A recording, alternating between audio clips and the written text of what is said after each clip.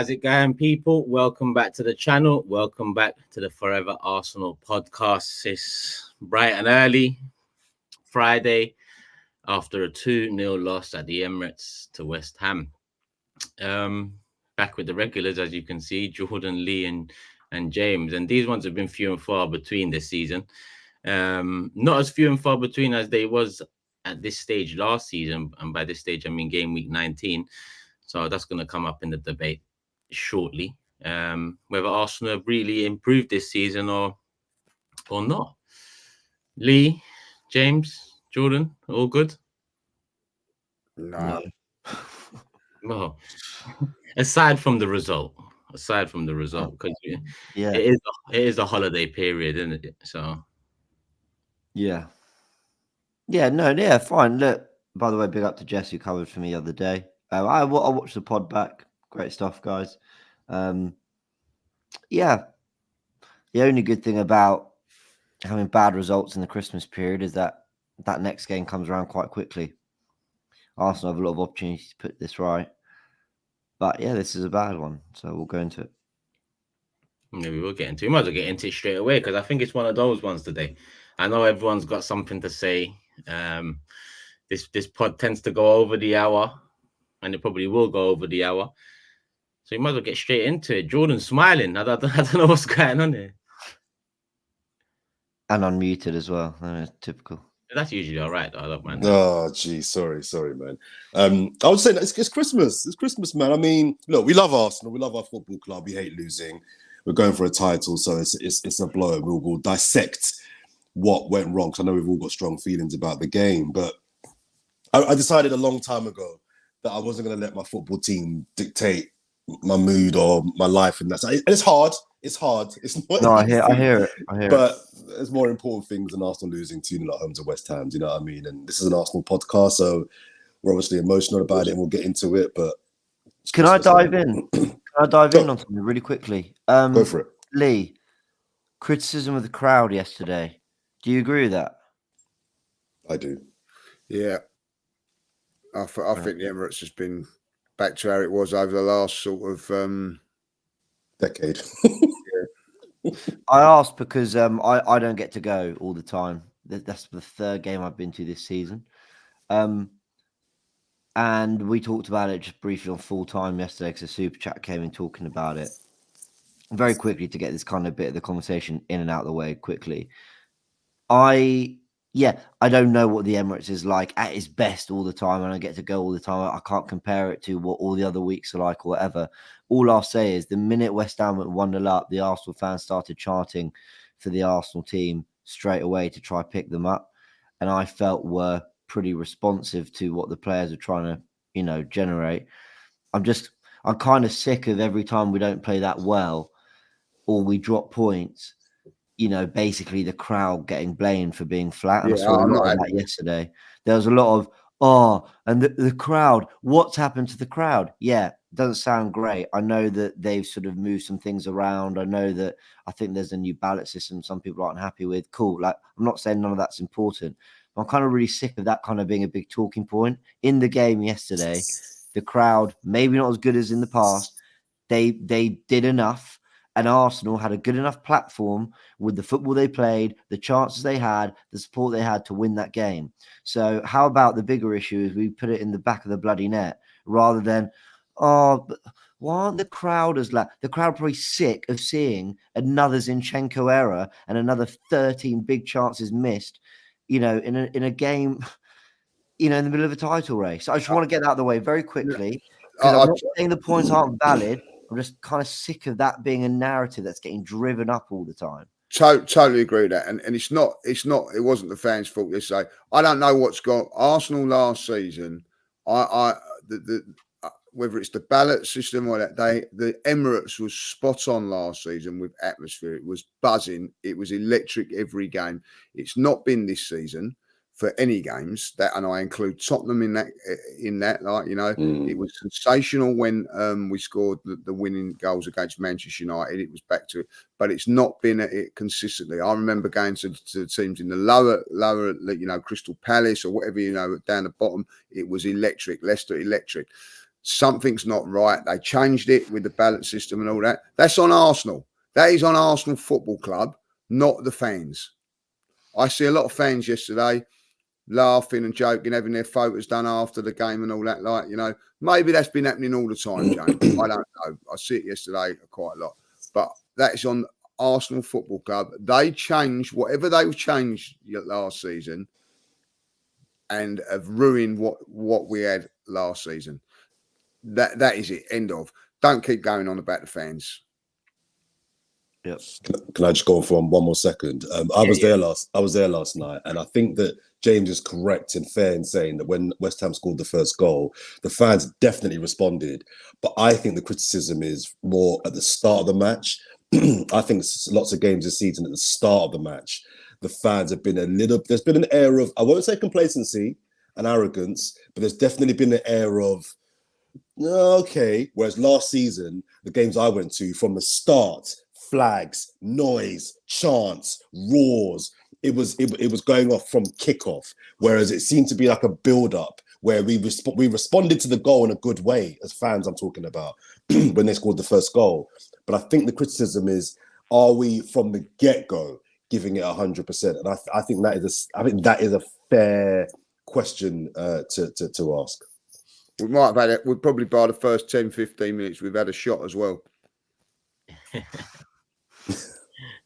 You're not wrong, because these men are professionals. As much as there might be a debate about this season compared to last season and whether the ballot system is taking its toll. I don't really give a shit. You can't turn around to the fans and say this is why we didn't or did do something. It really comes down to the players on the pitch. You know, I agree. I know Liverpool get the most said about the fan base and the Anfield atmosphere and so on.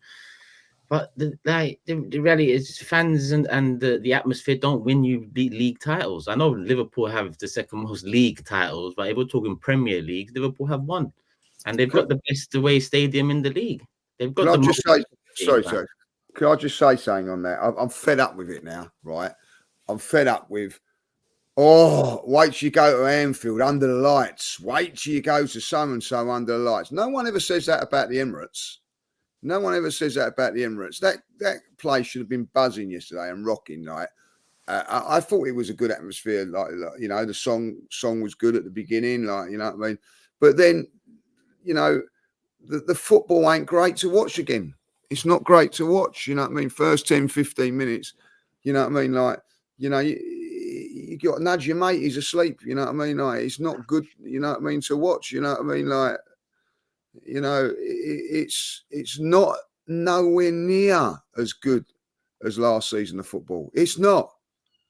And now, you know, I mean, people turn around and say, "Oh, we're in this position, we're in this position." We've lost 3 games now. At this stage, we didn't do that last season, and we're nowhere near at the level. Like, you know, it was enjoyable last season watching games of football. You know what I mean? I'm not saying it's not enjoyable winning, because it is, but when you lose and you get a result like that, you start thinking about, well, why are we not as good as last? It's a natural, it's human nature. I'm not enjoying watching Arsenal as much this season. You know, we went to Liverpool, got a draw last season. We played so much better last year in the 2-2. It was a more mix and a match entertainment-wise. But if you look back on it, it was much better on the 1-1 game, but nowhere near as entertaining. It's a little bit like that at home as well. But, well, so I think that's definitely true for most of the season. But I'd argue our biggest problem the last 5 games is they haven't put it in the back of the bloody head. 100%. Like, the last 5 games, so I was thinking back to them. I know there was the Luton game in this where we did score 4 goals, but Wolves at home was a 5-0. What was the score? 2-1. 2-1, yeah. 2-1. You know, Aston Villa away. That was a 2-1 win, maybe. I'm talking just like big chances for both teams. We lose 1-0. You know, Anfield, we certainly had openings. Brighton, again, 6-0. Yeah, it was a 6-0 performance, 2-0 final score. And again, last night, I was watching the game because I was there as well and just thinking, I'm not saying we deserve to win. I'm not saying that, because you don't take your chance. I don't think there were many, like, great chances. But how many bloody openings do you want? Like, actually watch many games of football and go, oh yeah, that team scored 3 goals because they had 3 like 9 out of 10 chances. These players are meant to also make a lot out of very little at times. They're meant to be efficient. You find an opening, you kill them, you do something, you show your quality. Especially if you had 30 shots on goal, you'd expect at least 1 or 2 of them, to have been goals that came from maybe not as much. And I was just sat there in the stands, and I had a slight apathy. You know that feeling we had as Arsenal fans, maybe 2-3 years ago, where we lost another game. Oh, here we go, we're 8th again, and you start to feel apathetic about results. I felt a little bit like that yesterday. That's crazy because we're second, 2 points off top. We'll still be level on points with City. Like, really, there's no reason to be apathetic. But my apathy came from this feeling of, another game where we had plenty of opportunities to score and we didn't take them. So guess what, guys? If you don't take your chances, you might fucking lose. Like, that's how I felt. Like, what more do you lot want? I love this team. You're very talented. I believe you're going to go a long way. But this is game 5 out of 6 where you haven't taken your chances and you lost again. That, like, I don't know what more I'm meant to say about it. That's my analysis of the game. Don't take your chances, you might lose. And this is coming off the back of our best Premier League goal scoring season, is it? Last season? Best ever. So that's why I look at Mikel more than I will look at the players in this regard. Because Jesus isn't a gunman. Surprise, surprise. We all knew this. It's similar to the Partey thing for me, that we all knew Partey is going to get injured at some point, and we didn't cover our backs in that sense, because that's essentially what we lacked yesterday, in my opinion, as well. Because West Ham, yes, we created enough chances to win the game, but West Ham created enough chances to score 3 as well. They scored 2, and then they had the penalty they could have scored. So I look at it overall, and are we the same team? No. Partey is partly responsible for that. Jesus not being the gunman we want him to be is partly, but then Eddie Nketiah as the backup, who decided to go with him as the backup. I always envisioned a December game being tight or in need of a goal.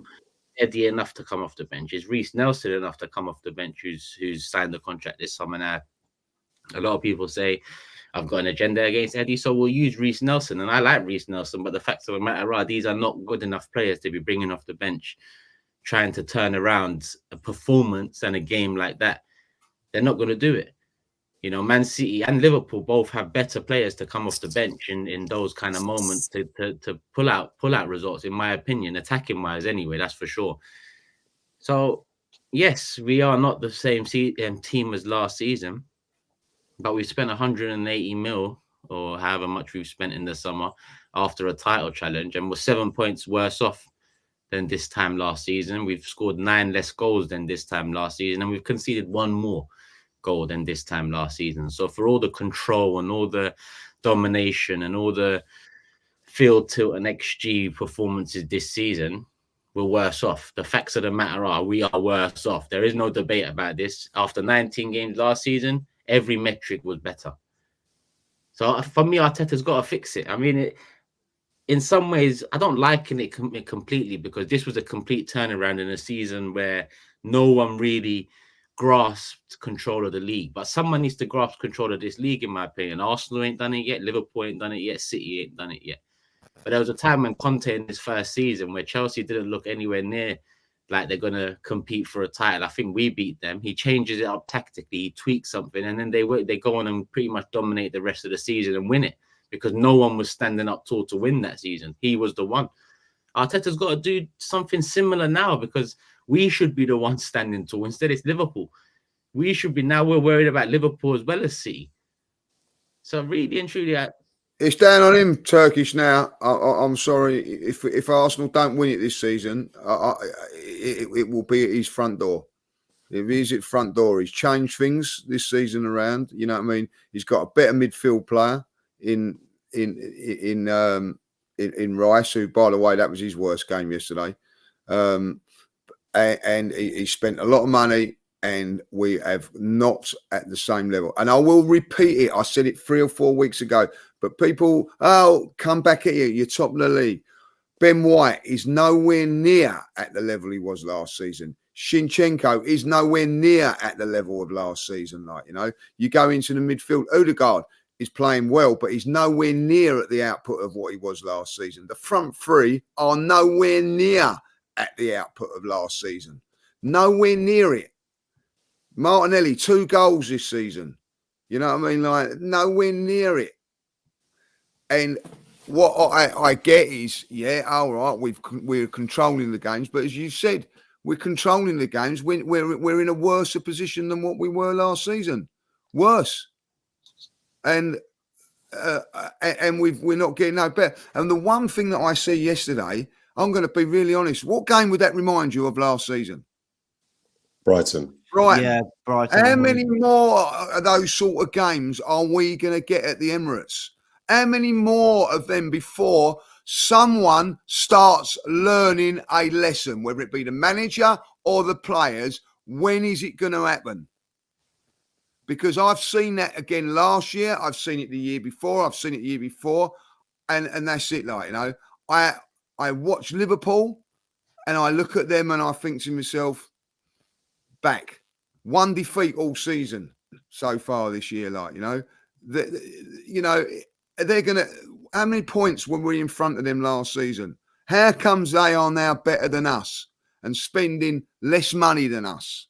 How comes they are better at this moment in time than us? And I look at it and one thing stands out. Manager. It does. It does. Yeah. I agree.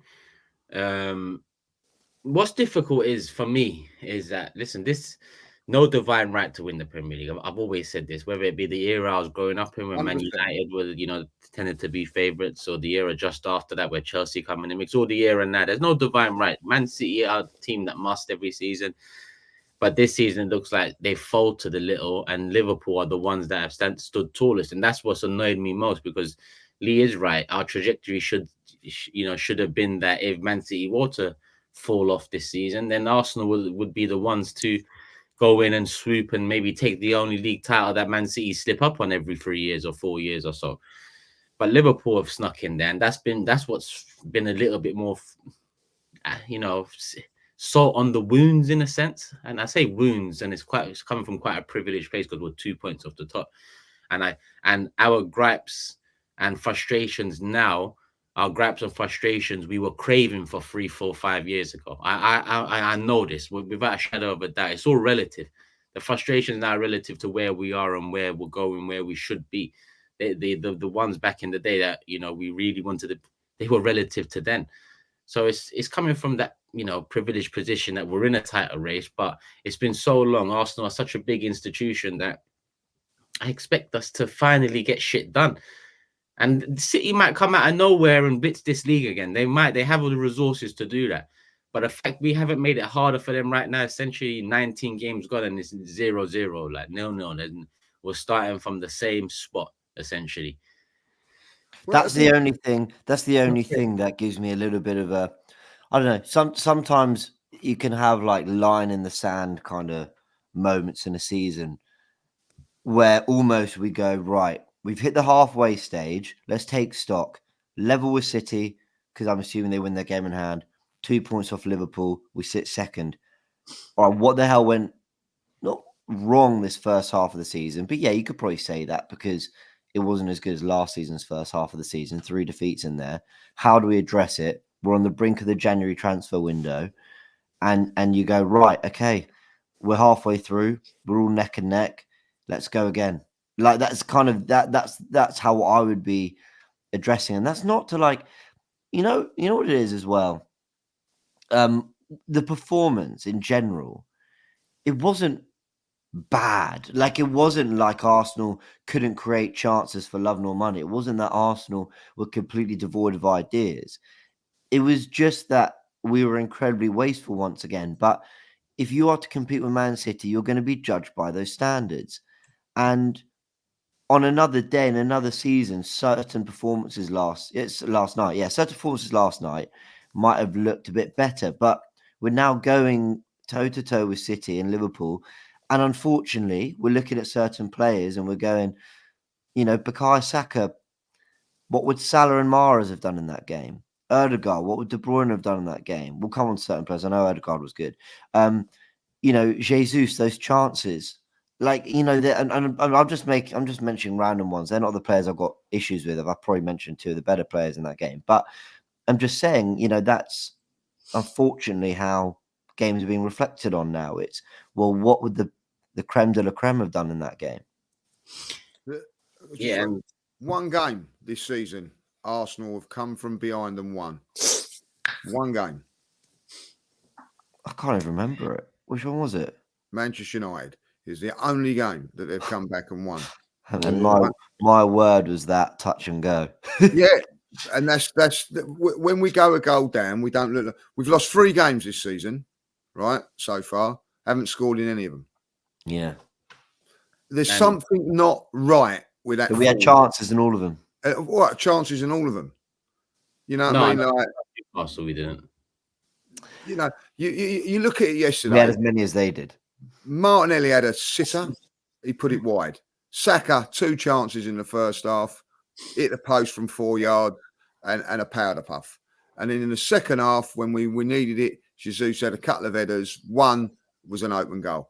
You cannot have your 3 forwards missing chances like that week in, week out, every single game.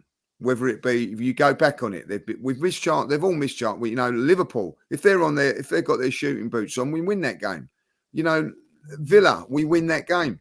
You can forgive it once, but I'm sorry. After yesterday, I'm watching that game. It's just frustrating. Listen, I'm still frustrated. I ain't gonna lie. I'm still, what they've got to do now, and this is it for me now. All comes down to what they do on New Year's Eve now. If they win that game, it's a different scenario. If they don't win that game, then you can forget about titles. You can forget about it because they've just not got the mentality for it, and we haven't got the experience for it. I don't know what we're going to get at Fulham, but what I see yesterday is I've seen it for the last year. I've seen these sort of performances, and all I've seen a manager do to change it is change the goalkeeper. That's all I've seen him do. Why yesterday doesn't he go, do you know what? It's not working. Like someone said, we had 77 touches. It's a record without scoring. Okay. Why don't you change it? Why don't you put Saka out to the left? Why don't you put Martinelli to the right? Why am I saying on the sub, like, here come the subs and predicting who's coming off? Why was nothing different to what I've seen before? Like, you know what I mean? Off comes Martinelli. Off comes Zinchenko.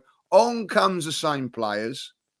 Why nothing different in that game whatsoever? Why didn't he think to himself, I'll tell you what, I'll change it completely. And I'm not having a game about the starting line. I've seen a load of people going, why weren't Smith Rowe playing and whatever? I went with Trossard in there, you know what I mean? I'm going to say that, I thought that was right. But it weren't working. Change it. Bring on a Jorginho to maybe get a grip of the midfield. Bring on a Smith Rowe. Keep your forwards on. Maybe, you know what I mean? Maybe you get a go. I see that to there. It's so predictable yesterday.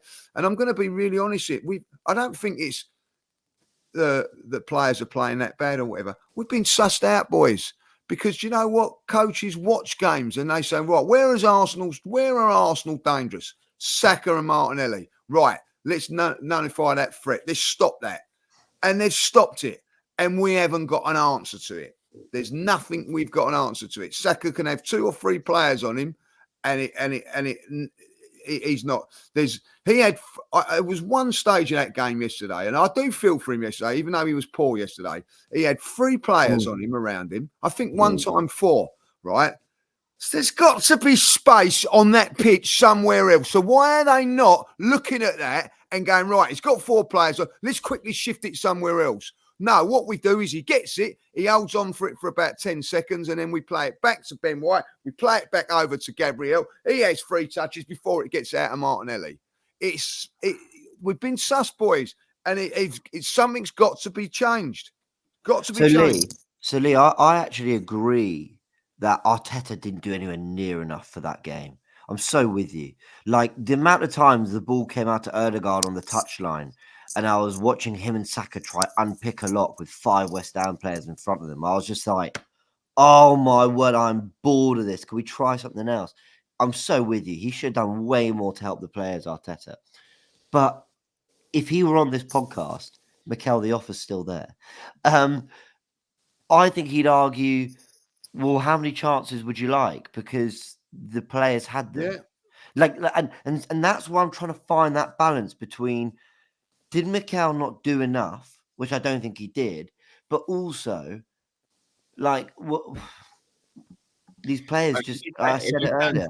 Yeah, if he turns around and does say, you know, what am I meant to do? The players had chances. Well, what you're meant to do is bring in a proper attacker in the summer that buries chances. That we all wanted that striker that comes in, that he doesn't need many chances to score. It's not something that's new to us either. So even if he does turn around and say, look, we had enough chances to score, well, you also had chances to not buy Havertz in the summer and buy someone proper. And people are saying we missed Havertz. Yeah, we might have missed a bit of what Havertz brings, but the reality is we made a mistake in the summer with that signing. We should have bought different and better. We haven't become a better team after spending 80 million on the midfield in the summer. Forget Timber being out injured. Forget our striking problems and whatnot. Even our midfield, it hasn't got better. It's moved more sideways than got better, because Declan Rice brings something completely different to a Thomas Partey. And Havertz has been a downgrade on Xhaka. Our midfield, after spending 180 mil, is still at best leveling up to the one last season in a different way. So Arteta can say, yes, we're not finishing chances, but at the same time, did you do what you should have done in the summer? Did you go that extra yard to sell Eddie? You didn't. You trusted in him. So that January's here. It's a January where, again, we're looking at it like we've got to do something. But it's also a January, again, where I don't think we're going to have the resources to do what we probably need to do in January. It's like tying one hand behind your back and trying to work with it every January. That's what the January window is. That's why I hate relying on it. That's why I wanted us to finish what we seemingly started in the summer, you know. And by seemingly started, I mean like 18, 24 months ago, the trajectory to here. We didn't. We're worse off statistically this season to last, and the statistics that matter, not field tilt and all this shit. The goals scored, goals conceded, and the points. We are statistically worse off last season.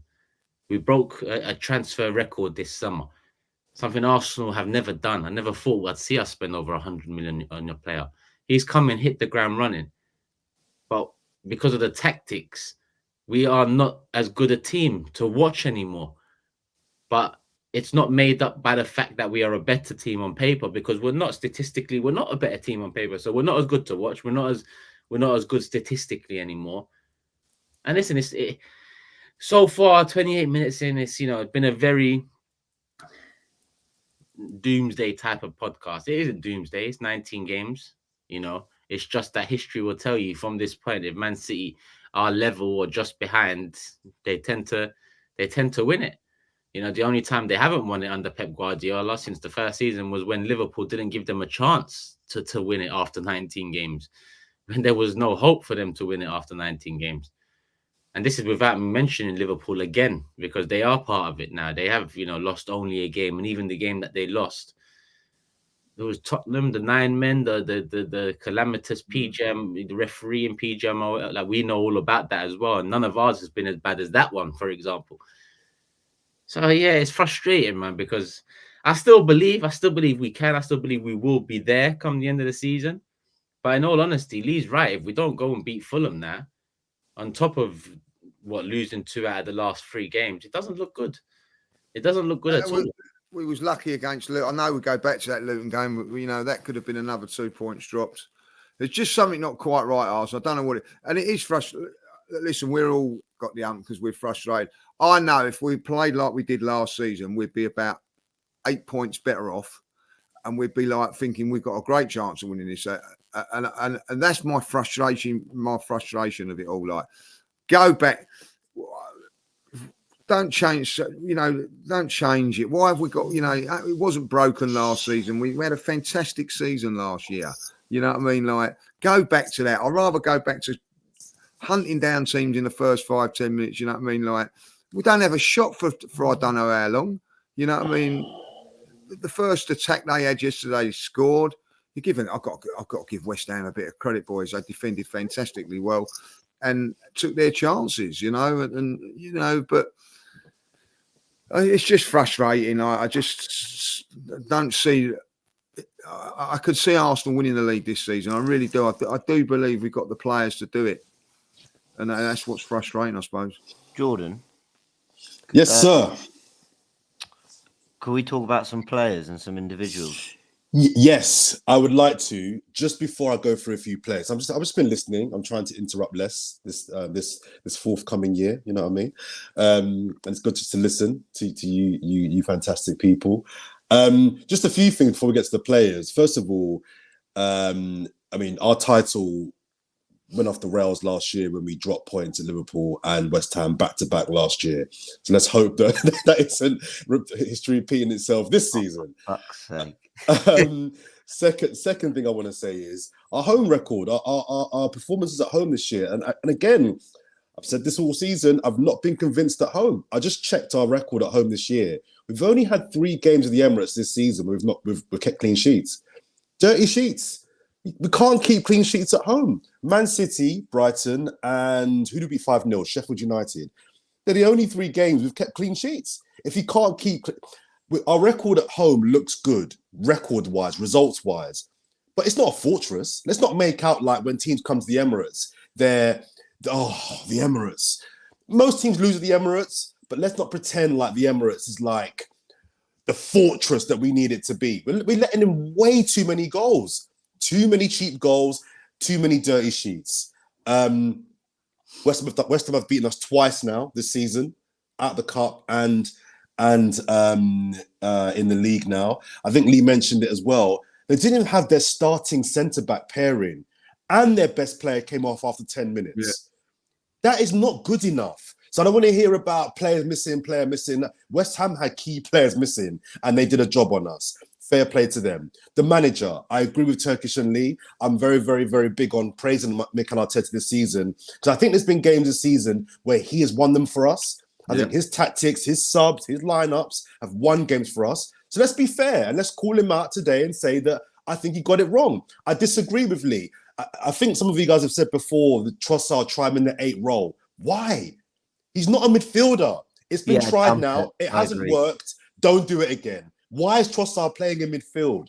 Why? Arteta made the wrong decision with Havertz, and I'm not saying it for this game because he was suspended. Sure. I mean, the fans debating whether Smith Rowe should come back into the 8, whether Odegaard should move to the 8, or whether Trossard should go to the 8, or whether Jorginho should start. Should have been Jorginho because Havertz was a mistake.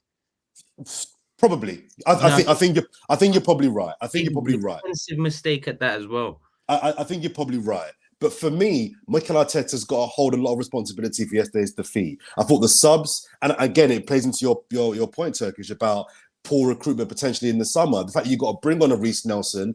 Let's just be honest now. We all love Reece. He's not the level.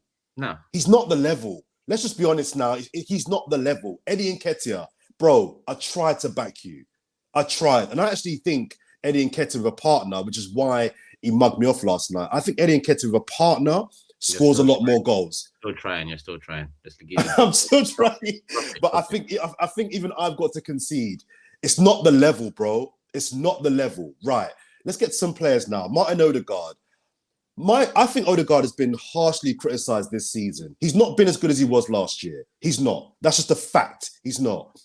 But I think Martin Odegaard is doing way too much. He's trying to help link up with Saka. He's trying to link up with Martinelli. He's trying to link up with Jesus. He's trying to help Rice in midfield. He's trying to score goals himself. He's trying to be the captain. He's trying to do everything. Create, and he can't do everything. And he's pressing. He's our chief presser. Let's have it right. Odegaard can't do it all. He can't do everything. And yesterday, I felt so sorry for him because he was trying to do everything, trying to get stuff going, 1-2s, round the corners, a couple of shots. He can't do it all. So I know Lee wasn't really having his performance yesterday, trying to get the crowd going as well. He's trying to do everything. It's like, come on, bro. I can't help myself. Somebody help him out. Saka. I've got a bit of sympathy with Saka again because, like we've all acknowledged, I think he's been triple teamed, but that again we've discussed is maybe a tactical issue that Arteta needs to recognise.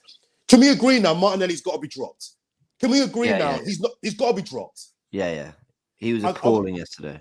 I was hard on him in the Liverpool game because he was doing the wrong things. Dropped for who? This is the problem we've left ourselves in. Dropped for who? Because you just Turkish. Reece Nelson ain't the devil, so who the fuck comes in for Martinelli? Put Trossard there. As much as I don't think Trossard's been great, Martinelli's been shocking Turkish. He's been so bad. I give Reece a run. Listen, people might think I'm defending Martinelli. I'm not. But one thing about Martinelli even yesterday is he was shit, but he wanted the ball. Trossard was shit, and he was ghost for the majority of the game. True. What's better? Someone being bad, but still wanting to be in the right places, trying, or someone that's bad that hasn't. I hear it. The whole attack has been poor, but I think what Martinelli brings, no one else can bring, similar to Saka, and they've both been poor this season. I think that's a fair point. I mean, the alternative isn't much better. Yeah. But the difference between the Liverpool game and the West Ham game was the Liverpool game, I criticised him because I thought he made shocking decisions. The West Ham game, he just didn't do anything. He didn't do anything for good 45 minutes. I'm like, on the left-hand side, to be fair, we had nothing. The left-hand side offered us nothing. Everything was on the right-hand side. So again, tactical thing there. But Martinelli, something's got to be done there. Gabriel Jesus, lots of endeavour, dropping deep. He never ever shirks a challenge. He's never lazy. But there's questions there for me. There's questions all year. I've been saying, is it 2 goals? 2 goals. 2 goals. I'm sorry, it's just not good enough. In the middle, Declan Rice. My criticism of Declan Rice about 3-4 months ago was that he wasn't technically great on the ball.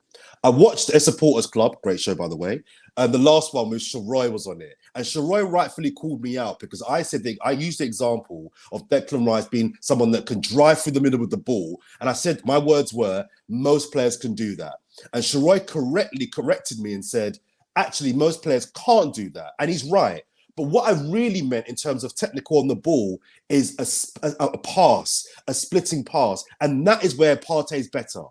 That is where Thomas Partey, that's what he has that Rice hasn't, which is what I meant. And for £100 million player, I'm sorry, I need that pass in your locker. And Declan Rice has got so many things in his locker.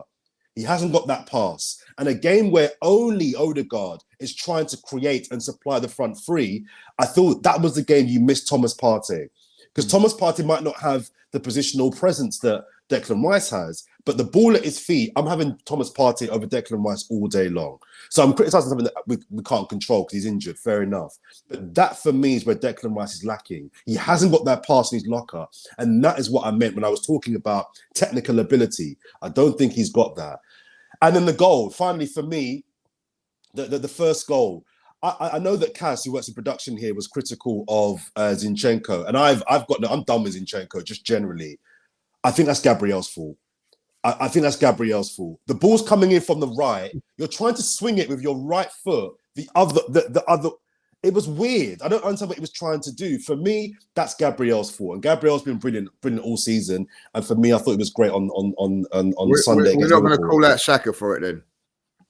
Or what? Not blocking the shot. Well, I'll tell you what. From where I see it, Ben White took the man in, aggressively went with the player into the midfield, and Saka just stood there. And he just popped it off, played it into where and Saka just stood there. He never got back. You know what I mean? Like, I'm sorry, like, you know what I mean?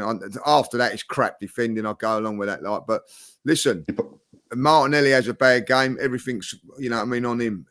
He does get back and defend, and he does challenge back and all that. I see Saka yesterday just standing around. And look back at the goal. In fairness, on the goal, you're probably right. I've just watched it here. In fairness, I think the reason Saka doesn't get back is because Saliba comes across and Rice goes to centre back. So I think the back four is intact in some way, shape, or form. I get what you mean, because White goes inside. You'd think he would drop in. On Gabriel, I didn't think about it this way before, but I think you might be right, Jordan. Like, listen, Zinni wasn't calamity, isn't it? great It's a on that calamity. goal, but yeah, you kind of think, what were you He's trying trying to to do? swing it. He's trying to clear it across the face of goal. It's like, bro, just kick it with your right foot that way. Why are you making it hard for yourself by kicking it the harder way? It was. You're actually right. I mean, don't get me wrong, it's crap from Zinni because someone made a great point. I think it might have been Castex said as well. This is like the second or third moment in 2 games where he's run into the space to defend something that someone else is already there to deal with. Like weird. that is really weird from Zinchenko. But if Zinchenko's not there, Gabriel's put it behind for a corner and we go and it's not an issue. But you're right. Like ultimately, it was a weird decision from him. Can I just say finally as well before I shut up, just on a general point, and this is not my point. I've seen this point from a friend of mine who watches the pod, Simeon Brown, and I think we've all kind of in different ways made this point. But it seems for us to score goals, it's so hard.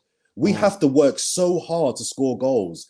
Man City and Liverpool, when they don't have to work really, really, really hard to score all their goals. Some of their goals are well crafted and they've got to work for it, granted. But it just seems with us, we have to really score it's got to be the perfect move to score a goal. And that may be a thing of we don't have faith in our number 9. I don't know what it is, but it just seems like it's so hard for us to score a goal. And it just shouldn't be this hard. And that's a coaching thing. And that's a tactical thing. And that's on Mikel Arteta to work out. But I agree. I think if we don't beat Fulham, I think we're in trouble because we're level with Man City. And that's not an awful place to be. But if that's Man City's worst start for a few years and we're just at best level, it's not looking great. Go there, Jordan. And we got to go there. Yeah. I rewatched it as well, similar to James, and I still put it on Zinni. I don't think Gabriel's done anything that I haven't seen a defender do before. He's not clearing it across goal. He's more cleared goal himself in terms of the position that he kicks it in. He's kicked it the wrong way though. He's kicked it the wrong way and against Zinchenko. Kick it out. But I've seen defenders do that on the strong foot where they've just kicked out for a corner. Why is Zinchenko up his ass? Why are you there? Yeah, why? Just tell me why you're fucking there. I don't understand. It's calamity all round, wasn't it? It's comical. It's comical. And on the players, by the way, I thought you made a really good point, Jordan, on the last podcast where you said, can we stop the Zinchenko, Trent Alexander-Arnold comparisons? Now, in fairness, because I heard a lot of it said, and in fairness, I think the point was less about quality and more about like tactically, Zinni is looked at in the way Trent is looked at, in that you are going to put up with certain things because there's something you get another one. Now, you're right. You cannot compare them quality-wise. Now, I've been banging that drum that last season, I actually think Zinchenko was sensational. Unbelievable. I was just about to say that. Unbelievable. Like, really good. Like, really, really good. Now, I know that he didn't end the season brilliantly, and I know he got nutmegged by Trent and whatever, but I didn't feel that what he lacked defensively actually kind of reared its head too often. I might be missing some things, so remind me in the comments if I am missing some big moments. But I felt on the ball, I felt like I was watching someone like invent a new position. I was like, oh my word, he's our most creative player from left back. Some of the passes, we wore that baggy shirt last season and he was just threading balls into Granit Xhaka. I was just thinking, this is just sensational stuff. We have always got a chance because he keeps finding the players in the pockets that are going to run at their back four. And it was brilliant. He was the one who basically was unlocking our wingers because of how he was finding the forward players. And this season, and it is this whole season, I felt that, and I just came to the conclusion with it yesterday. It's not just because we conceded a goal, and it's not just because we lost. What are we really getting going the other way this season? Now, the talent, I don't think you lose that talent. But my question is he not playing as well? Is that number 8 in that space getting marked out the game better? Maybe we've just been tactically, found out. Maybe we've been tactically found out, John. I don't know. But we're certainly not getting anything near the Zinchenko of last season. No. Anything near. When you look at the tactical tweaks, James, it's actually worked against what a lot of our players. It's highlighted some of our players' weaknesses more than anything, because I think I've always doubted Zinchenko and I've questioned his passing and why he gets so much praise for it over the years, because when he comes into midfield and the overload in an exciting, faster-paced team, there's a lot more spaces to work with. There's a lot more space to run into, play into. When it becomes a lot more rigid, maybe because a team's low block, but more often than not this season, it's been rigid because of the way we play. We've got options to counter. We've got options to play out quickly, but we decide to reset and we decide to regain control. That's when you cannot. A controlling side cannot have a sloppy player like Zinchenko in it, because a controlling side, that sloppy player can cost you. It's not the first time a team's had 2 shots on target and scored 2 goals against us. Like, when you have sloppy players that put your team in positions like he has done over the last 18 months, then it can cost you no end, because you're not that free-flowing team creating so many chances that you can afford to concede 1 because of sloppiness, but you're scoring 3 or 4. And then on top of that, we've become a more controlling side, creating less chances, but we've got an attack that are not clinical. And we knew that even last season, even though we scored hella goals last season, it was shared about, there were still question marks about it. Martinelli and Saka are probably the most disappointing this season for me, because I expected those two to get on and be the 20-goal-a-year players potentially, at least one of them. Doesn't look like that's happening, but these tweaks have gone and highlighted our weaknesses more than ever, in my opinion. Now that works for and Zinchenko too. Can I ask you guys a question? Because we've analysed the problem, but we are the premier Arsenal fan podcast. People come to us for like all the good stuff. So let's try and come with some solutions. So do you guys think that we're halfway into the season now? Mick, it's not over. This has been a bit of a doom and gloom. Wow. Somebody was calling me there, sorry. Real doom. Do you think it's just 2 or 3 small tweaks that need to be made? Or do you think it's kind of like wholesale changes, i.e. new formation, new strategy? Do you think it's... What would you do from here on in? I don't know. And I don't know how to explain this tactically, but I want to see Arsenal have fun again. Like, wow, this guy really asks good questions and then just leaves the podcast. Mac drop. Fair enough. I want to see Arsenal have fun again, guys. Yeah, I really do. And I don't know, and that for me is... Sorry. That for me is an hour in, it's not happening. Swap your wingers. Let's see if Saka can get in on goal and whip some balls into the box. You know, I want to see Jesus pulling out wide and, you know, dropping feints and taking on players. I want to see Zinchenko's passing, you know, at its best. I don't want to see Erdegaard tap. Oh, this fan's going to kill me. Erdegaard, you summed up brilliantly, Jordan. Erdegaard was doing too much. Now, in that, he did some brilliant things. But I agree. Where Trossard did nowhere near enough and was really poor, Erdegaard was like complete opposite end of the spectrum. He did some brilliant things. But he also held on to the ball a lot. He was also trying to dribble past players. He was trying to... It felt like he really didn't want to get it wrong because he was really trying to do the right thing. I want to see us have fun again. Like, just...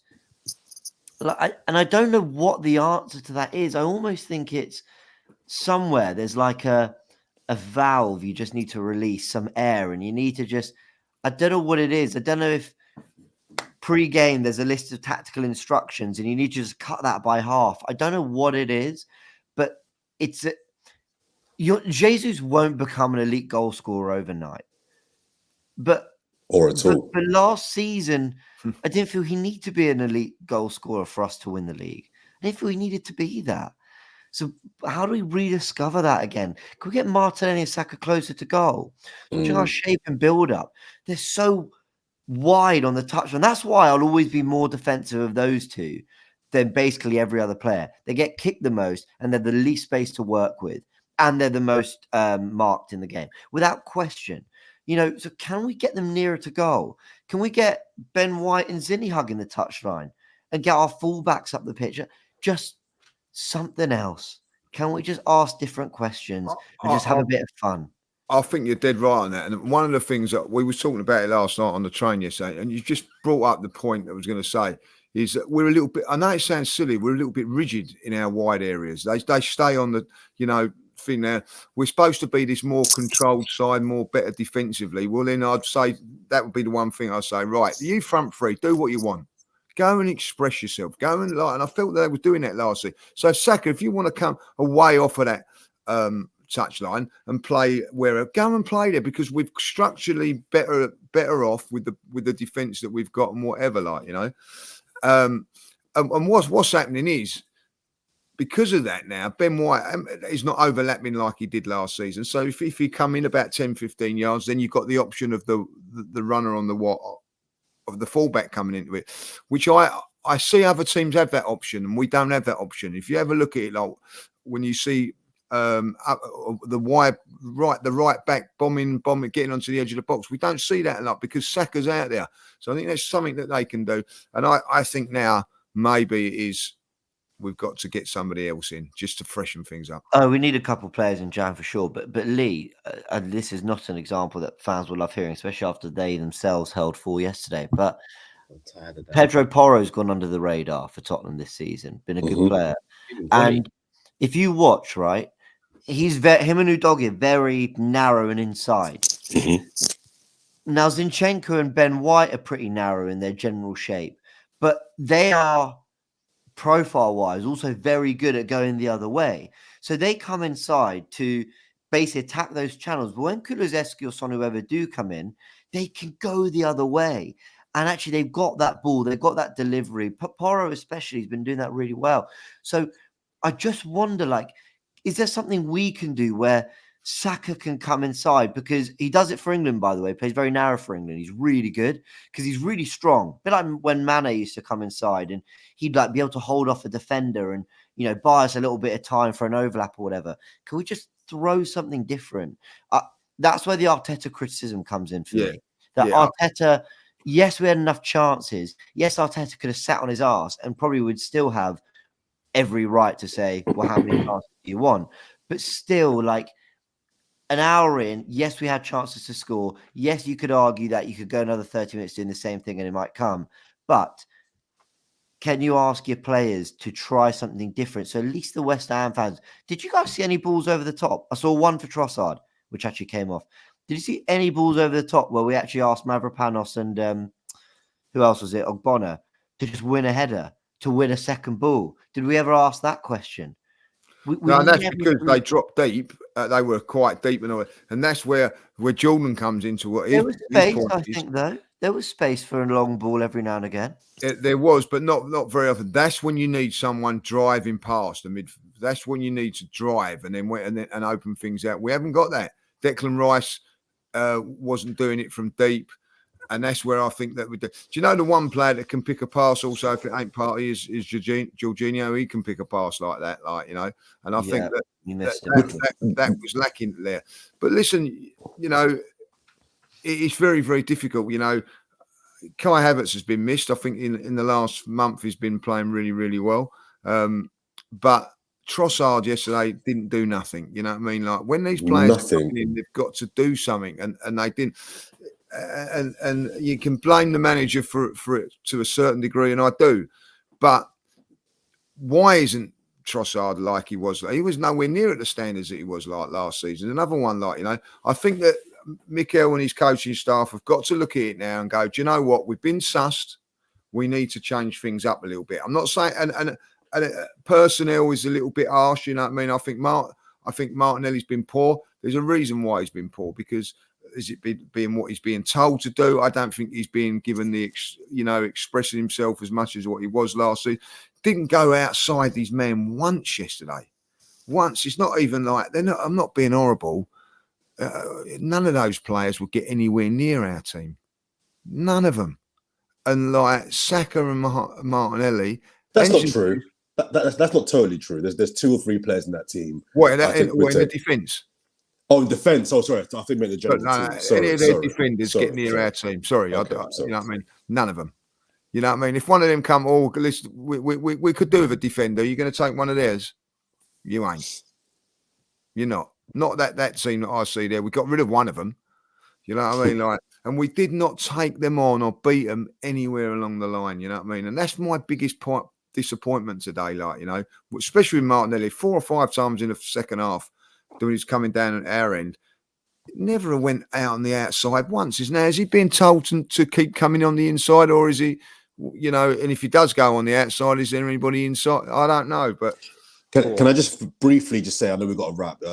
pretty soon. But just briefly, my final point would be, this is the reason why I'm never really comfortable with the solutions being buy. Every year we've got to buy, we've got to buy. I do think we need some new players. So I'll say that from the start. We do need some players. But the default setting seems to always be, when things don't go right, we got to buy. We got to buy in January, we got to buy in the summer. How about Mikel Arteta actually, he actually works this out and has a bit of, you explain there, James, what Postecoglou's doing at Spurs. Now, he's new, so maybe they'll be sussed out this time next year. Who knows? But they've lost 5 games as well, so it's not a great example. I'm just more on the right back, what they're doing there.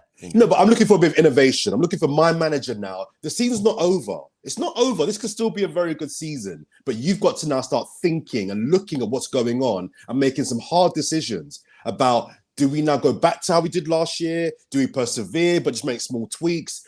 We can buy players, but it's like giving a crap chef the best ingredients. Like, they can only do so much. If you're not a good chef, you're not a good chef. Now, Mikel Arteta is a good manager. I like him. But I'm just saying, even if you give him 3 or 4 players, are we confident that he tactically knows what he's doing with those players? Is my point.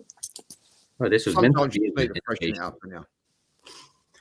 Yeah, but we need to freshening up. This was meant to be innovation this season. You know, this is why, you know, a few weeks ago I said, listen, if this whole new approach brings a title come the end of the season, I don't care if it's boring, and that still stands. I don't care how we do it. If it comes to the end of the season and we're winning major trophies, that's all that really matters.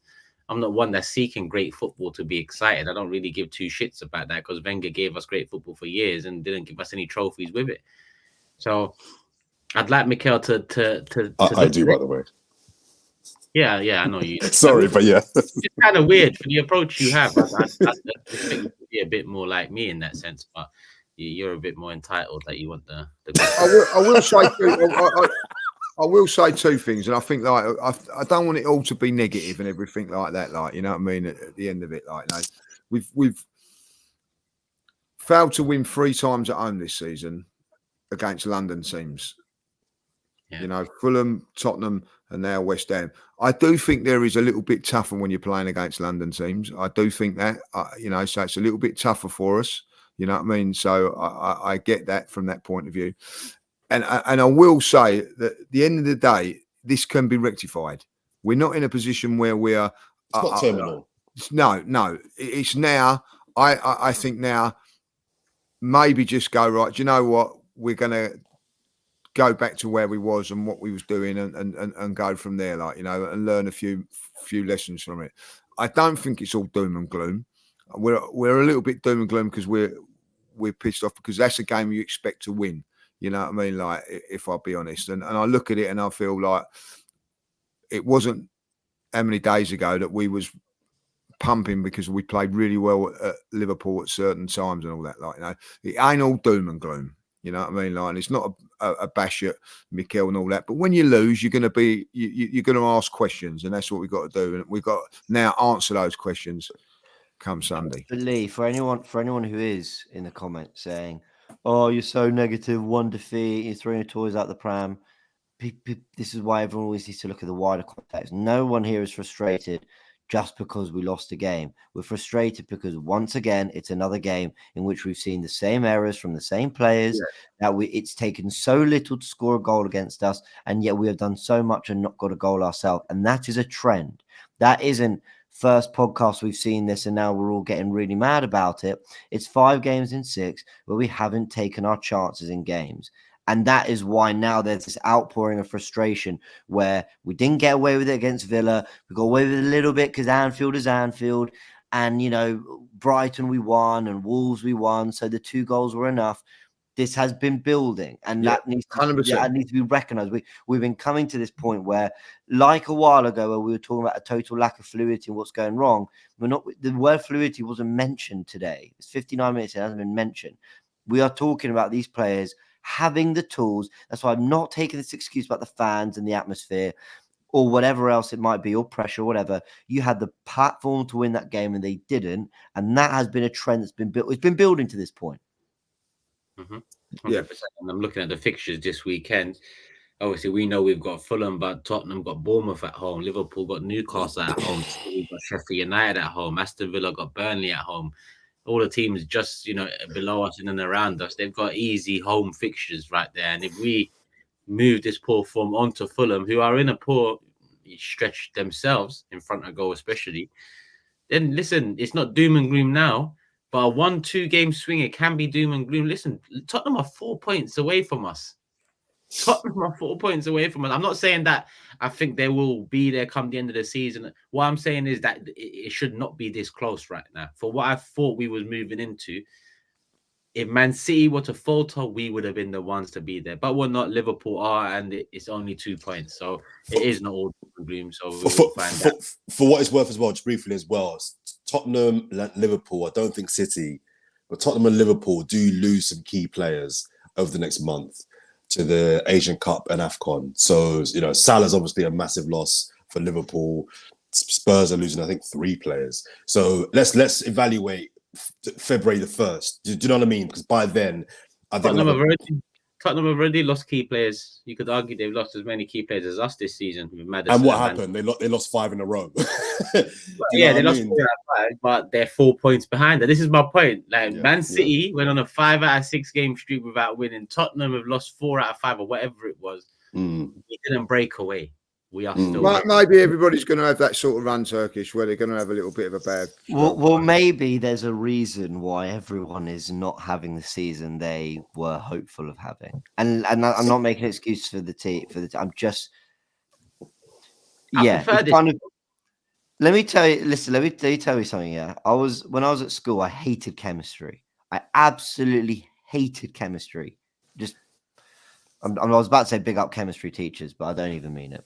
And in an exam, I'm being deadly serious. I once got 18%, 18%. The class average was 12. And I came away from it going, I did all right. What I'm saying is, right, sometimes you go, why is everyone struggling? That's all I'm saying. And I'm just putting that into the atmosphere. Something to consider. No, I mean, this is the Premier League that I know. A lot tighter, a few teams, in and around it in the conversation come the midway point. I mean, younger fans who have seen Man City and Liverpool, that's not normal what Man City and Liverpool done. 90 plus, 95, 97, 92, 100. That's not normal. The standards they set mad. I much prefer a season where it's a lot more balanced. Various teams are in and around causing problems. This is what I'm a lot more familiar with when Arsenal have been at the top, even though it always ended up with Arsenal United more often than not. It was never Arsenal United are running away with it completely, come the way Man City have done. But let's move, because we've got Fulham away, and that game has taken on an extra added importance with our last, not only last loss, but 2 losses in the last 3 fixtures. And like I said, all the teams around us have pretty light home fixtures, all expected to win. So that Fulham game is a must win. Fulham haven't been great recently, but just before this bad patch that they're on, they had quite a good patch. So they will cause problems. And yeah, I mean, how are we feeling about it? Is it one of those ones that you just expect us to bounce back and dispatch a Fulham? Is it one that you want us to make a statement and go out there and take them to the sword? Is it one that you just expect us to go control and win 2-0 away from home? I think briefly, I just think it's got go back to basics now. Let's just get a clean sheet. Let's just get to our dangerous players. Let's get Saka and Martinelli 1-2ing with the likes of Rice and Odegaard like they were last season. Let's get Jesus back to his aggressive best, in and around the penalty box a lot more, and let's get the ball in the box. I just think it's basic. Let's go back to basics. Let's do this. Let's do the things that our players do well. Declan Rice is a presence in midfield. Dominate that midfield. Martinelli is great going on the outside. Beat your man on the outside. Saka's great coming inside. Beat your man on the inside and get shots off. Jesus is good at back to goal, linking up and laying off. Let's just go back to basics and get the job done. Gabriel, it wasn't a great game for Gabriel. All right, cool. It's one bad game. We've praised him all season. He's proved me wrong, to be fair. So let's just go back to basics and just kind of like start from here on in, because it's not over, it's not terminal. But if we don't win this game, I think we then potentially then have a problem. 100%. If we don't win this game, big problem. James, what do you want to see? A nice controlling win that, you know, is similar to Everton away, or do you want us to come back with a bang? I don't know. What's better for us, do you think?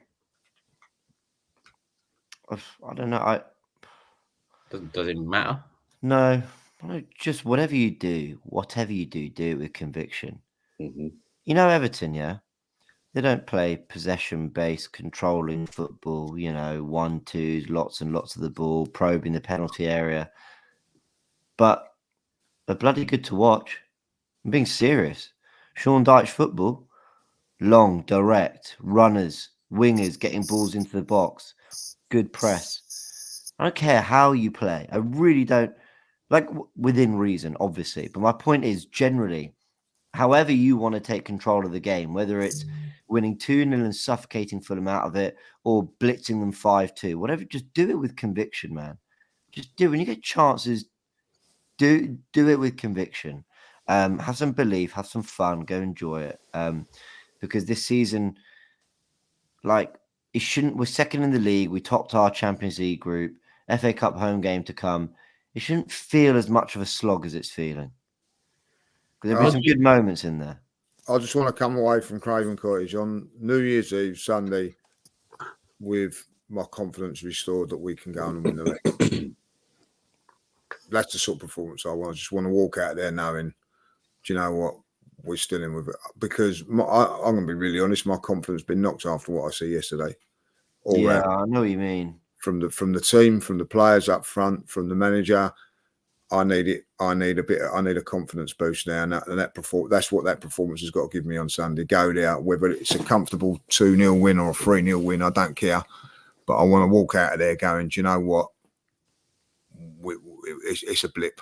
That was a blip, that game. That's what I want to walk out of that ground thinking, not going on to the next game thinking, oh, look, struggling and missing chances again and dropping points. Because I think then, you know, it's going to be a long, hard season for us. So, listen, I still think we've got fun. We've still got fun times ahead of us because I think that, you know, we will get it right eventually with the front three. But yeah, that's how I feel. Sorry, Turkish, I'm doing it again. Apologies, but I have to mention that I'm so glad we've gone over an hour of this podcast and we haven't mentioned the VAR across the line thing. I'm so glad, and the reason why I'm glad is because I got a lot of criticism from friends of mine who watched the pod, loved the pod, who all said on the last pod you spent the whole pod and didn't mention the fact that Arsenal conceded a penalty, the Odegaard handball. So the fact that we've not mentioned the VAR here shows we're consistent, right? We got away with one at Anfield. Potentially, we might have got bent over at the Emirates last night. But I just wanted to flag that. You know what I mean? I ain't got a problem with that last night. Nor have I. Couldn't agree more. At the end of the day, on field, they didn't give it. If there weren't a VAR thing about it, would be a goal. My words, many goals like that. My words, some people love a moan, right? Like, it's really not that difficult. If they're going to chalk off a goal a team has scored, they have to be absolutely sure that they're 100%. Right. I don't know why people find that so difficult to understand. I haven't got an issue with the Newcastle one. Can you imagine what West Ham fans would be feeling if the referee went, well, I'm not sure. We can't see it, but the ball's probably behind his knee. So really, can you imagine the uproar from West Ham fans? Now, what is a disgrace, right, is we have the technology in this multi-billion-pound industry of a game to actually, know for sure the technology should be implemented. But cool, we don't have that. All the clubs sign on to it at the beginning of the season. They know what they're signing on to. And all I ask for is consistency. The next time we score a goal where the ball might probably have been out, you let it go on. That's the consistency I want. And that's been the rule for forever. Like, you know what I mean? The linesman, if the linesman gives that out, then it would the VAR couldn't have got involved the other way around. It's just, you know what I mean, and that's what you want. Referees and lines and refereeing the games properly. He didn't see it was out or not. I ain't got an issue with that. Like, I didn't have the issue with the Newcastle one. It weren't the issue with it was the push more than anything else. Yeah, agree. You know, sometimes you get that. You know what I mean? I ain't got a problem with that last night. But Joe Willock said it went out. Yeah, Willock running it however fast. Didn't say it to the referee at the time, did he? Sprinting to keep the ball in, was obviously sitting there going, "Oh, that looks out." Sorry, Turkish. I just thought I mentioned that. No problem. Move on. I even separate segments for just that now. I separate segments in my. Jordan's going to interrupt 5 minutes. Save it there. Jordan, back to you actually. Well, not back to you, but just an all-round question. Listen, I'm weary of time or 17 minutes. Sorry, I'll keep it brief. But I mean, you mentioned earlier Martinelli needs to be dropped, so I'm just going to go around quickly. What changes would you make to the lineup? I would play. Is Havertz back? Was it a 1-game ban? Yeah. I would bring Havertz back in for Martinelli, and I would put Trossard. I'd give Trossard a go on the left. Okay. Any changes, James Lee? I'll do exactly the same, but I'll keep Martinelli in. Oh, so Havertz in for Trossard. Yeah. This might sound really, really weird, but I'd get Jorginho in, Odegaard, Jorginho, Rice, and I probably would move Trossard to the front three, but I'd be really encouraging like Jesus to come wide, maybe even sort of Jesus off the left with Trossard up top. I'm just looking at things like that. Can we get Jesus more on the ball? He's good at running at players. Can we get him on the ball more? Can we? I don't know, but that's pretty much it. All right, cool. Looks like we're moving on to prediction time. So it's time for the prediction table. Let's have a look at that. Yeah, let's see what we're saying here. Okay, so that's not correct. First of all, it's not correct. No. No. What's incorrect? The point got to be deducted from you from that, which you're quite easy to do. Well, at least one. No problem whatsoever. Because, you know, like, who gives it large that he's always on time and all that. As oversleeping today, like, you know what I mean? Like, yeah. And if it wasn't from Cash, you would not have been here even when you did. And admit it. I wouldn't have.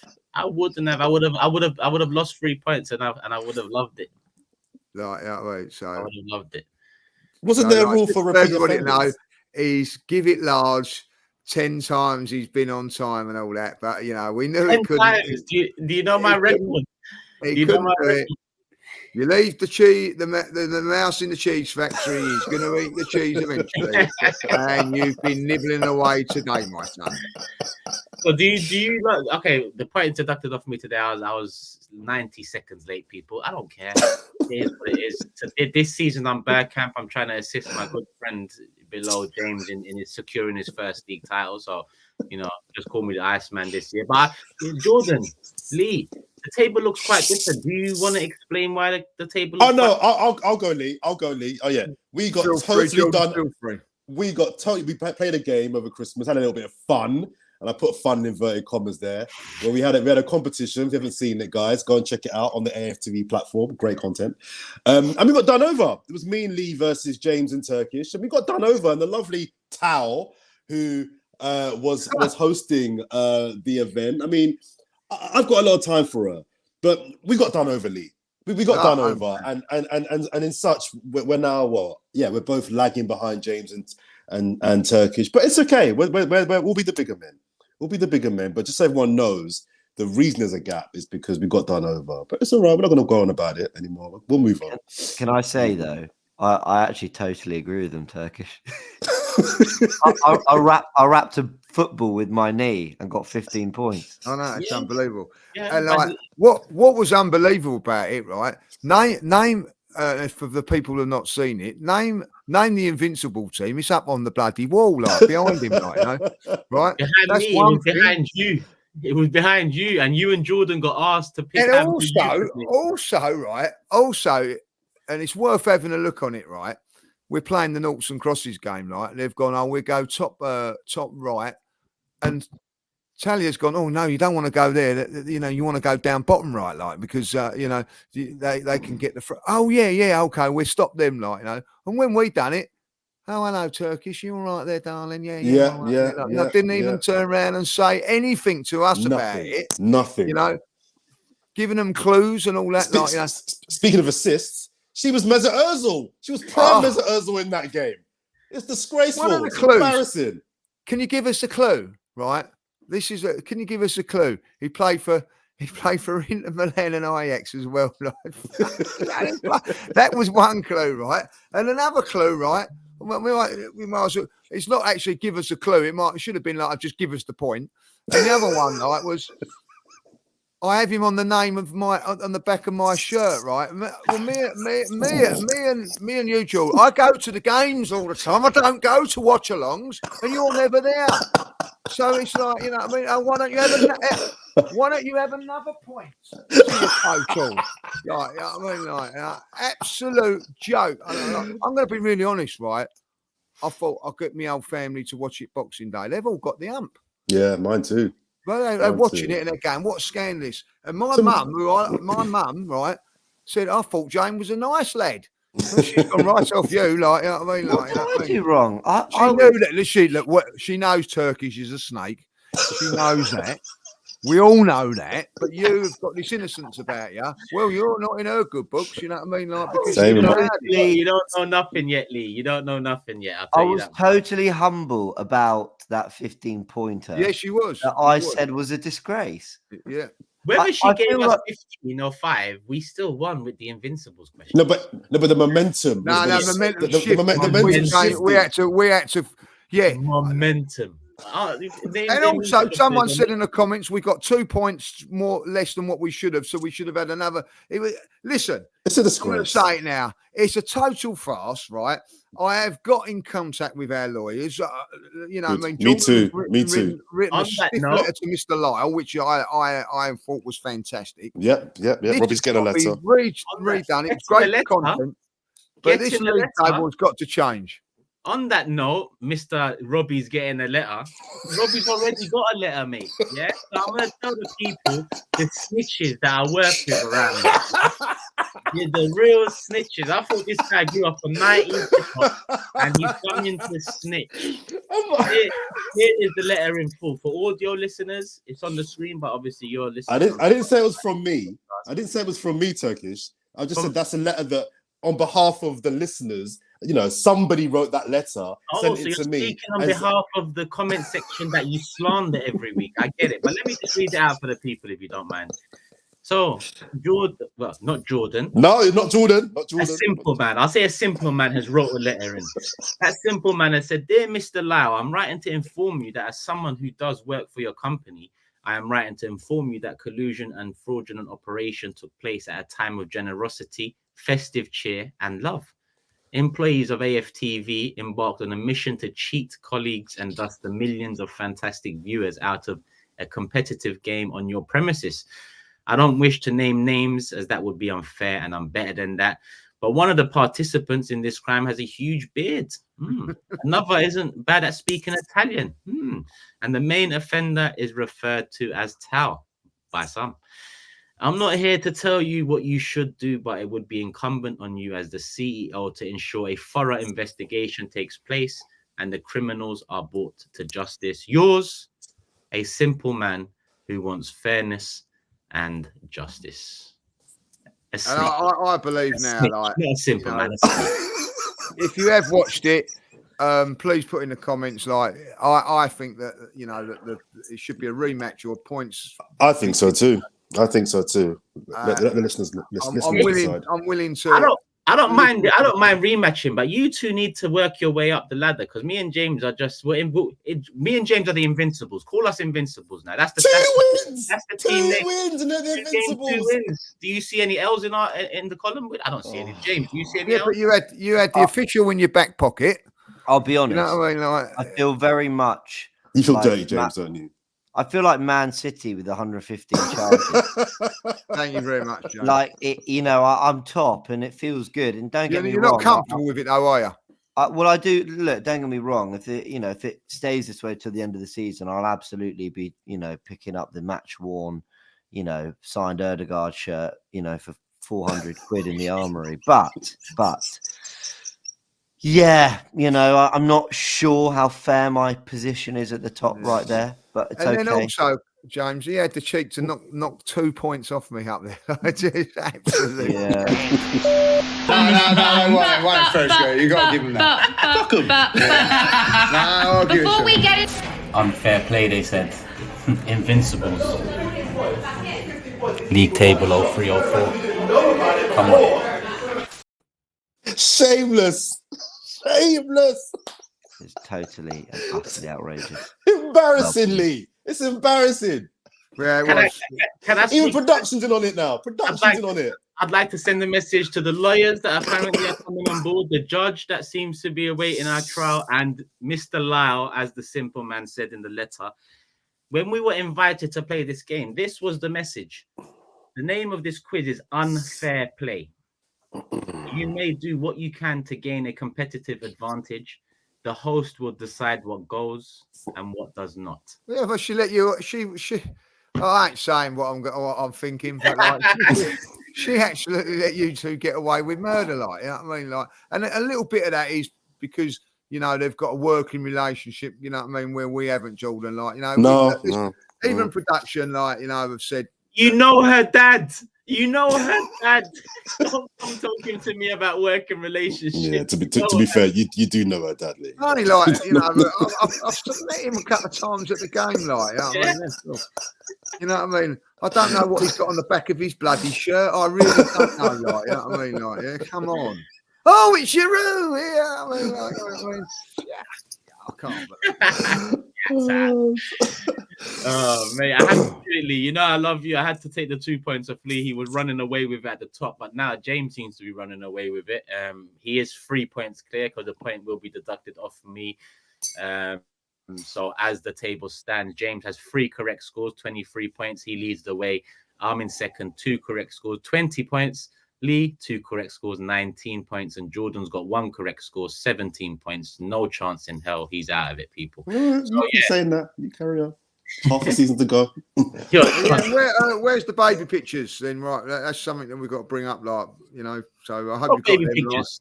I didn't know what that was about. Well, we said on the last pod, like, you had to bring a baby picture up of a young person. I thought that was just you. No, I think that was all of us. What we said is we'll put it in the format where us 4 are together and then put it on the screen. But yeah, I guess we didn't do it. Have you not put yours up there? I think that I've put mine in.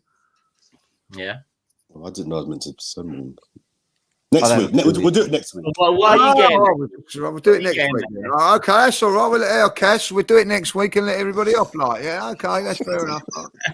Yeah. But that's your teammate that suggested that, yeah. So you two have a conversation. Well, James has got to be in it now, like, you know what I mean. As he wasn't here for the last one, but we've all got to show a picture of us when we was young.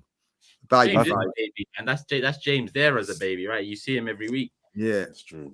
Let's go into predictions. James, top of the table, fresh surroundings. Oh, by the way, this is something else I've got to say. Now you know why I called him a slag. You know why now, like, because at the end of the day, he knew, right, that he knew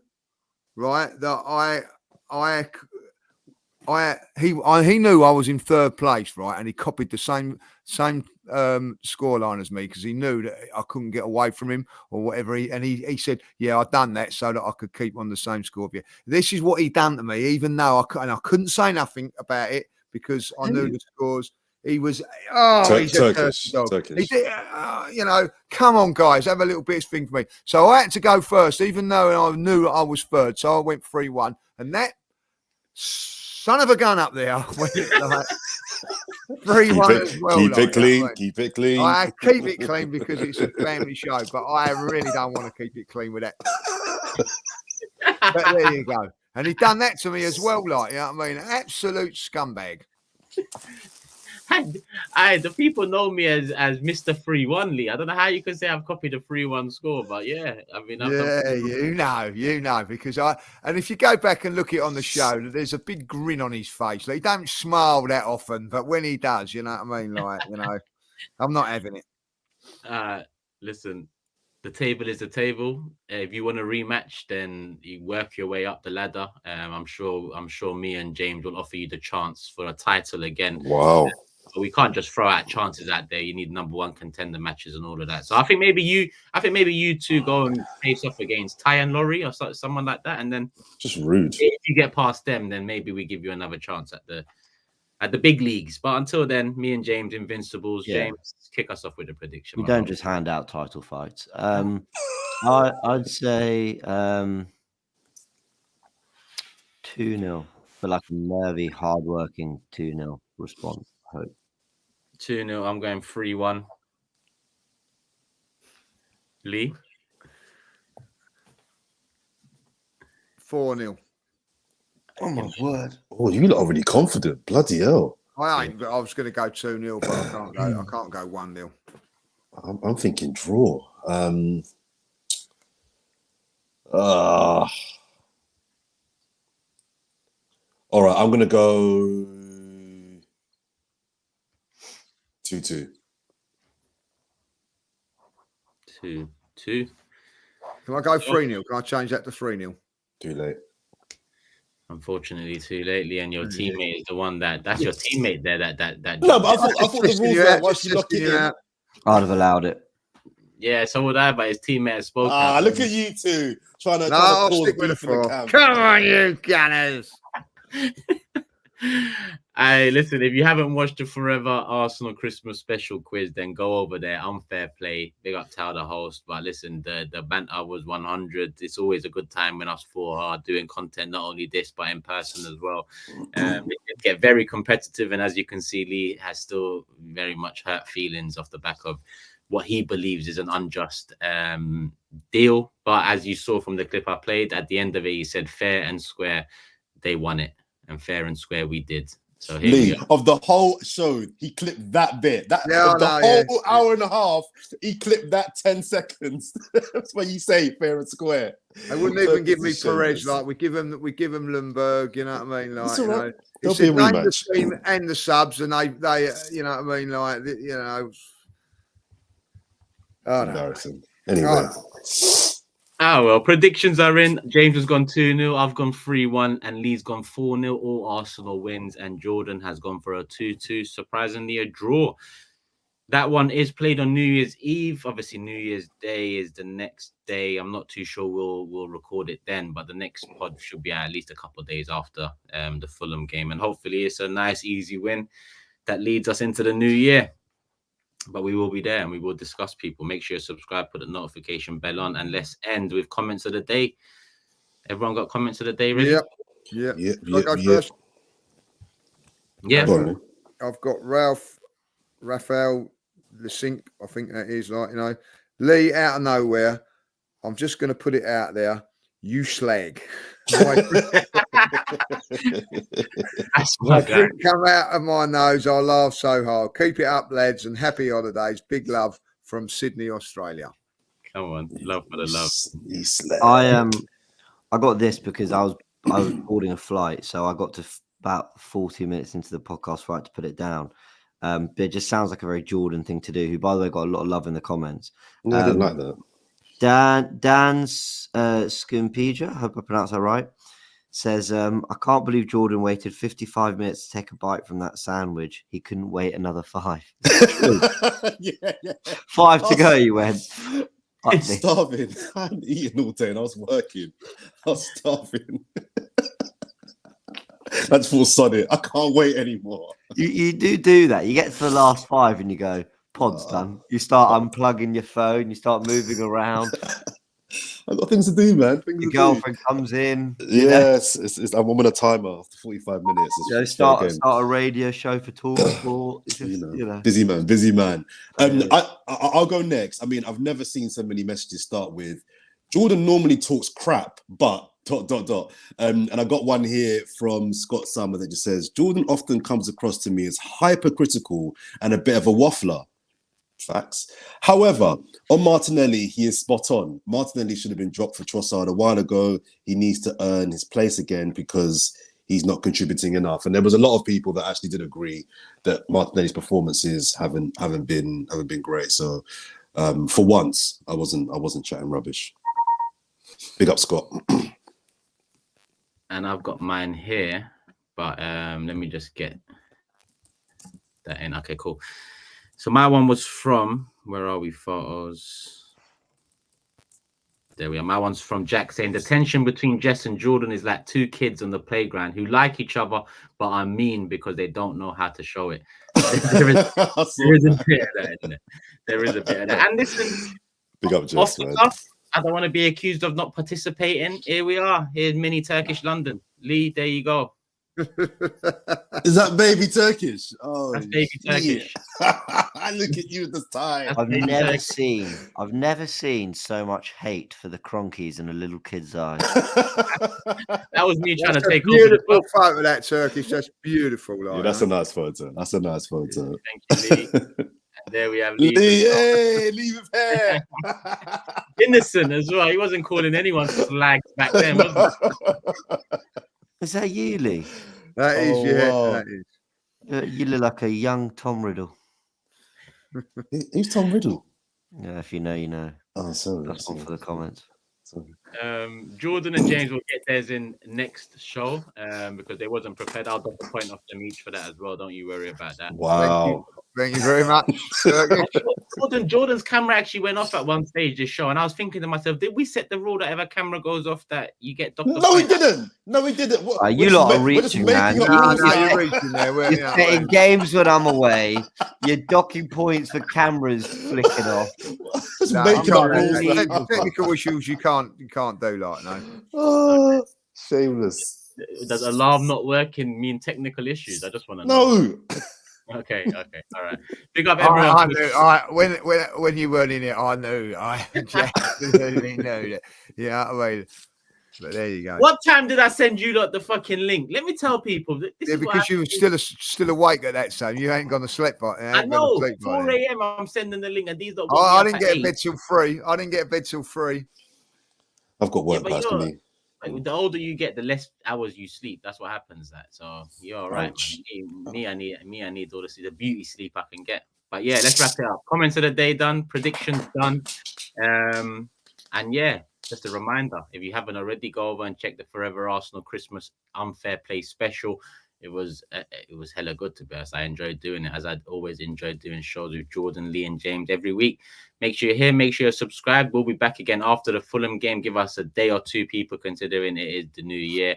You won't see us till 2024, so hopefully everyone's enjoyed the Christmas period. Hopefully everyone has a good and happy new year. Happy New Year. Happy New Year, all. Happy New Year, all. Love, people. Love for the love. Enjoy yourselves. Take care and be safe. Peace.